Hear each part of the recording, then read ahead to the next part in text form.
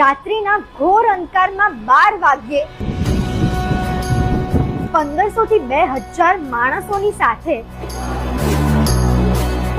મહાકાળના દર્શનને શું અદ્ભુત નજારો હોય છે કે રૂવાડા ઊભા થઈ જાય।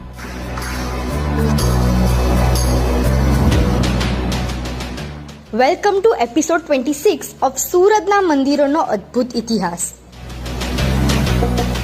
25 વર્ષથી મહાદેવના મંદિરમાં રાતે 4 પ્રહરની આરતી થાય છે, જે ભાગ્યે જ કોઈ મંદિરમાં થાય છે। અહીંયા સ્વયંભૂ શિવલિંગ છે અને શ્રાવણ માસમાં તો દરરોજ 1500 થી 2000 માણસો અહીંયા મહાઆરતીનો ભાગ બને છે।